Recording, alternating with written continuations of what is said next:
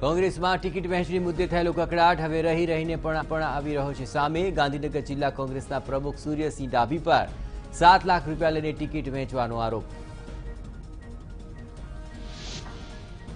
તાપીમાં doctor Tushar ચૌધરીની આગેવાનીમાં કોંગ્રેસે જાહેર કર્યો મેનિફેસ્ટો। પ્રાથમિક સુવિધા સહિત લોકોને રોજગારી આપવાનું જાહેર કર્યું સંકલ્પ પત્ર। કોંગ્રેસે મેનિફેસ્ટોનું એકરારનામું આપવાની આપી બાહેધરી।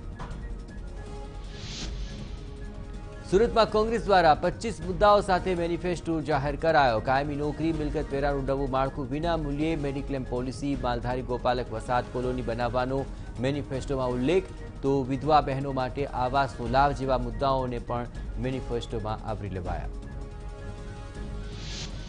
સુરત શહેર ભાજપે મહાનગરપાલિકાની ચૂંટણીને લઈને સંકલ્પ પત્ર 2021 કર્યું જાહેર। આ સંકલ્પ પત્ર અંગે ગુજરાત ભાજપ અધ્યક્ષ સી આર પાટીલે સંકલ્પ પત્રની વિસ્તૃત માહિતી આપી, જેમાં કુલ 25 મહત્વપૂર્ણ મુદ્દાનો કરાયો સમાવેશ। સંસ્કારી નગરી કહેવાતા વડોદરામાં કોંગ્રેસના ચૂંટણી ઢંઢેરાને લઈને સર્જાયો વિવાદ। કોંગ્રેસે પોતાના મેનિફેસ્ટોમાં ડેટિંગ ડેસ્ટિનેશનનો ઉલ્લેખ કરતા રાજકારણ ગરમાયું। યુવાનોને આકર્ષવા માટે કોંગ્રેસે પોતાના ચૂંટણી ઢંઢેરામાં ડેટિંગ ડેસ્ટિનેશન બનાવવાનો કર્યો વાયદો। ભાજપના નેતાઓએ લાલ આંખ કરતા કોંગ્રેસના ચૂંટણી ઢંઢેરાનો સખ્ત શબ્દોમાં કર્યો વિરોધ।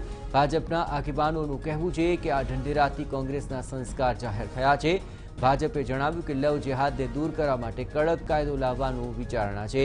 એવામાં કોંગ્રેસે પોતાના ચૂંટણી ઢંઢેરામાં સંસ્કારી નગરીને લાંછન લાગે તે મુજબનો મેનિફેસ્ટો જાહેર કર્યો। જેમ જેમ ચૂંટણી નજીક આવી રહી છે તેમ તેમ સુરત શહેરમાં કોર્પોરેશનની ચૂંટણીને પગલે રાજકીય માહોલ જામી રહ્યો છે। સુરત ભાજપ યુનિટે સુરત મ્યુનિસિપલ કોર્પોરેશનની ચૂંટણીમાં ઝંઝાવાતી પ્રચાર કર્યો। ભાજપના પ્રદેશ અધ્યક્ષ સી આર પાટીલની આગેવાનીમાં મોટી સંખ્યામાં ભાજપના કાર્યકર્તાઓ રેલીમાં સામેલ થયા। આ બાઇક રેલીમાં 200થી વધુ કાર અને 300 જેટલી બાઇક રેલીમાં જોડાઈ હતી। સુરતમાં ભાજપનું યોજાયું શક્તિ પ્રદર્શન। ભાજપ પ્રદેશ પ્રમુખ સી આર પાટીલની હાજરીમાં યોજાઈ રેલી। વિવિધ વિસ્તારોમાંથી પસાર થયેલી રેલીમાં સોશિયલ ડિસ્ટન્સનો જોવા મળ્યો અભાવ। રેલીમાં જોડાયેલા મોટાભાગના કાર્યકર્તાઓ અને લોકો જોવા મળ્યા માસ્ક વગર। ભાવનગર સ્થાનિક સ્વરાજ્યની ચૂંટણીને લઈને શક્તિસિંહ ગોહિલ અને પરેશ ધાનાણીએ કર્યો પ્રચાર। કોંગ્રેસના કાર્યકરો સાથે કરી રેલી। સભામાં નેતાઓએ ભાજપ પર આકરા પ્રહારો કર્યા હતા। અમદાવાદના વેજલપુરમાં ભાજપનો ચૂંટણી પ્રચાર। ભાજપ ઉમેદવારોની રેલીમાં કોરોના નિયમોનો છડેચોક ભંગ। રેલીમાં માસ્ક વગર જોવા મળ્યા મોટા ભાગના ભાજપના કાર્યકર્તાઓ। ન જળવાયું સોશિયલ ડિસ્ટન્સિંગ। અમદાવાદના ચાંદખેડા વોર્ડ કોંગ્રેસ દ્વારા યોજાયું માલધારી સંમેલન। કાર્યક્રમમાં ગુજરાત કોંગ્રેસ પ્રમુખ અમિત ચાવડા સહિત ઉમેદવારો રહ્યા હાજર। કાર્યક્રમમાં કોરોના નિયમોના ધજાગરા। સ્ટેજ ઉપર કોંગ્રેસના નેતાઓ અને ઉમેદવારો માસ્ક વિના જોવા મળ્યા। ન જળવાયું સોશિયલ ડિસ્ટન્સિંગ। પાટણના સાંતલપુર ખાતે સ્થાનિક સ્વરાજ્યની ચૂંટણીને લઈને અલ્પેશ ઠાકોરની સભા। ભાજપની ચૂંટણી સભામાં એક પણ નેતાએ નથી પહેર્યું માસ્ક। ચૂંટણી સભામાં સોશિયલ ડિસ્ટન્સનો પણ ભંગ જોવા મળ્યો। રાજકોટમાં વોર્ડ નંબર 11ના કોંગ્રેસના ઉમેદવાર સુરેશ બથવારે જિલ્લા કલેક્ટરને કરી રજૂઆત। ભાજપ પોલીસની સત્તાનો દુરુપયોગ કરતા હોવાનો કર્યો આક્ષેપ। ચૂંટણી દરમિયાન પોલીસ કોંગ્રેસના કાર્યકર્તાઓને ધમકાવતી હોવાનો લગાવ્યો આક્ષેપ। રાજકોટ જિલ્લા કોંગ્રેસમાં રાજકીય આંચકા યથાવત। જિલ્લા પંચાયત પૂર્વ ઉપપ્રમુખ સુભાષ માકડિયા સહિત કોંગ્રેસ કાર્યકર્તાઓ ભાજપમાં જોડાયા। કોંગ્રેસના ધારાસભ્ય લલિત વસોયાના ગઢમાં ગાબડું। રાજકોટમાં આમ આદમી પાર્ટી દ્વારા અનોખો પ્રચાર। ઉમેદવારોએ સાવરણા સાથે પાર્ટીનો કર્યો ચૂંટણી પ્રચાર। ઉમેદવારોએ રસ્તાઓ પર કરી સફાઈ। મહેસાણાના કીર્તિસિંહ ઝાલાને પ્રદેશ કોંગ્રેસ પ્રમુખે કર્યા સસ્પેન્ડ। મહેસાણા જિલ્લા પંચાયત અને તાલુકા પંચાયતના મેન્ડેટ પહોંચાડવામાં ગેરરીતિ મામલે ગુજરાત કોંગ્રેસ સમિતિ દ્વારા કરાઈ કાર્યવાહી। સ્થાનિક સ્વરાજ્યની ચૂંટણીમાં કીર્તિસિંહ ઝાલા પર થયા હતા ગંભીર આક્ષેપ।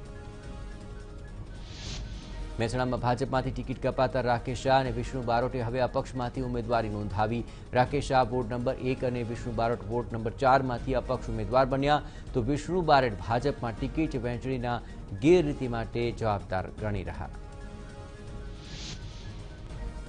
મોરબીમાં કોંગ્રેસ અગ્રણી નેતા અને તેના ભાઈ પર હુમલો કરી માર મારવાનો બનાવ। પોલીસે 6 શખ્સોની કરી ધરપકડ।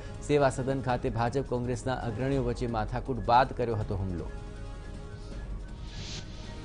બોટાદમાં કોંગ્રેસના ફોર્મ રદ થવાનો મામલો હાઈકોર્ટમાં પહોંચતા હાઈકોર્ટે ચૂંટણી પંચને ફટકારી નોટિસ 14 ઉમેદવારના ફોર્મ રદ થતા ઉમેદવારોએ હાઈકોર્ટમાં કરી હતી અરજી ફોર્મ રદ થવાની પ્રક્રિયા નિયમ વિરુદ્ધ હોવાની ઉમેદવારે કરી રજૂઆત આ મામલે વધુ સુનાવણી 20 ફેબ્રુઆરીના રોજ થશે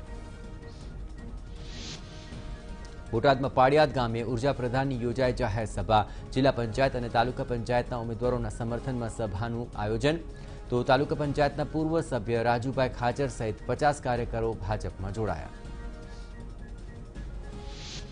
ભાવનગર મહાનગરપાલિકાની ચૂંટણીને લઈને ભાજપ અને કોંગ્રેસ વચ્ચે ટક્કર ત્યારે ભાજપ છઠ્ઠી વાર શાસન પર આવવા માટે એડી ચોટીનું જોર લગાવી રહ્યું છે વોર્ડ નંબર 12ની તો અહીં ઉત્તર સરદારનગરના નામથી ઓળખાતા વોર્ડના ભાજપના ઉમેદવાર અને ગત ટર્મમાં સ્ટેન્ડિંગ કમિટીના ચેરમેન પદ સંભાળનાર યુવરાજસિંહ ગોહિલ પૂરજોશમાં પ્રચાર કરી રહ્યા છે પોતાની પેનલના ઉમેદવારો સાથે વોર્ડ નંબર 12ના મતદારોના ઘરે જઈ ડોર ટુ ડોર પ્રચાર કરી રહ્યા છે